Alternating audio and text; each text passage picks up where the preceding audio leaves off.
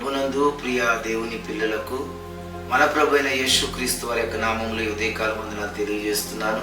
మరి ప్రియమైన దేవుని బిడ్డారా, ఎలా ఉన్నారు? దేవుని కృపను బట్టి మీరు మీ కుటుంబాలు కూడా బాగున్నారు మేము ఆశిస్తూ ఉన్నాం. దేవుడు ప్రతి దినం కూడా చక్కని వాగ్దానాలతో మన కుటుంబాన్ని బలపరుస్తూ నడిపిస్తూ ఉన్నాడు. మరి అలాగే అనేక దినములుగా అనేక నెలలుగా దేవుడు మనల్ని ఎంతగానో కాపాడుతూ మరి ఒక నూతనమైన నెలలో మనం అడుగు పెట్టించి ఉండగా దేవుడు ఈ ఉదయకాలం ఇస్తున్న ఈ నూతనమైన నెలలో దేవుడు ఇస్తున్న వాగ్దానాన్ని చదువుకుందాం. ద్వితీయోపదేశకాండము 28వ అధ్యాయము 1వ వచనం చదువుకుందాం.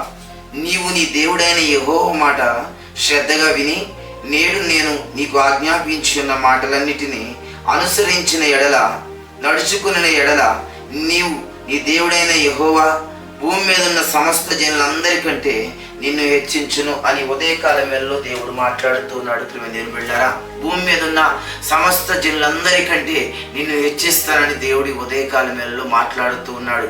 దేవుడు తన ప్రజలను హెచ్చించాలన్న ఆశతోనే ఈ ఉదయకాలం వేళలో నిన్ను దీవించాలన్న ఆశతోనే దేవుడి ఉదయకాలం వేళలో మాట్లాడుతూ ఉన్నాడు. ఈ రోజు వరకు ఎటువంటి పరిస్థితులు ఎదుర్కొన్నావు, గడిచిన నెలలో ఎటువంటి ఆర్థిక సంక్షోభాన్ని ఎదుర్కొన్నావు, ఎటువంటి అనారోగ్యాలను ఎదుర్కొని ఉన్నావు, కానీ దేవుడైన యెహోవా సమస్త జనులందరికంటే నిన్ను హెచ్చించాలని ఆశపడుతూ ఉన్నాడు. ఆయన మాట ఎన్న ఎడల, ఆయన వాక్యానుసారంగా జీవించిన ఎడల, ఆయన ఆజ్ఞలను గైకొనిన ఎడల దేవుడు దీవిస్తానని ఆశీర్వదిస్తానని మాట్లాడుతున్నాడు.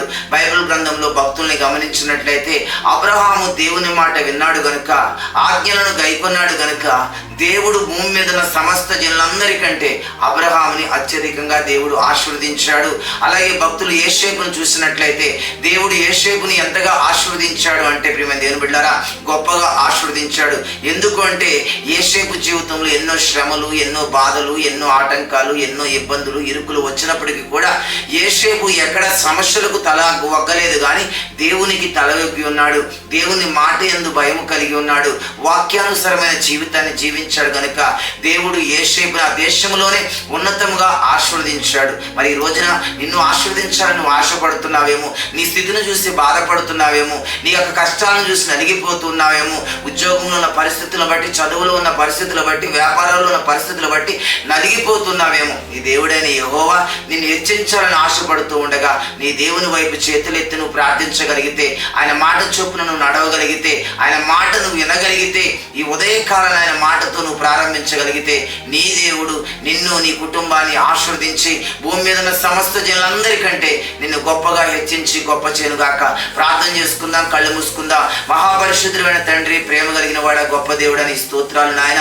ఇదిగో నీ మాట విని నీ ఆజ్ఞలను గైకొని ఎడల భూమి మీద ఉన్న సమస్త జనులందరికంటే నేను హెచ్చిస్తానని మీరు చెప్పిన మాట ఏదైతే ఉందో ప్రభా, నీ ప్రియ బిడ్డలు నాయన ఉదయకాలం వేళలో ఎంతమంది ఆశ కలిగి మాటలు వింటూ ఉన్నారు ప్రభా, ఎటువంటి పరిస్థితులు ఈ మాటలు వింటున్నారు నాయన. వింటున్న మాటలు బట్టి, ఆశ కలిగిన ప్రాణాలను బట్టి నాయన, అబ్రహాముని దీవించిన దేవుడు, యోసేపును దీవించిన దేవుడు తండ్రి, వారిని ఎందుకు దీవించావంటే వారు నీ మాట విన్నారు, నీ యందు భయభక్తులు కలిగి ఉన్నారు, నీ ఆజ్ఞలను గైకొన్నారు కనుక దీవించాలని మీరు చెప్పినట్లుగా ప్రభా, ఈ ఉదయకాలం వేళలో నీ మాటలు విని నీ మాట చొప్పు నడిచే ప్రతి బిడ్డను దీవించండి నాయన.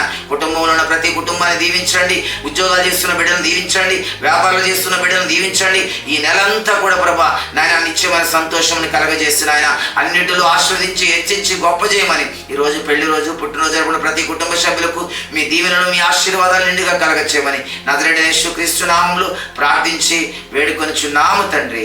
ఆమేన్, amen, amen. May God bless you. అందరినీ దేవుడు దీవించును గాక.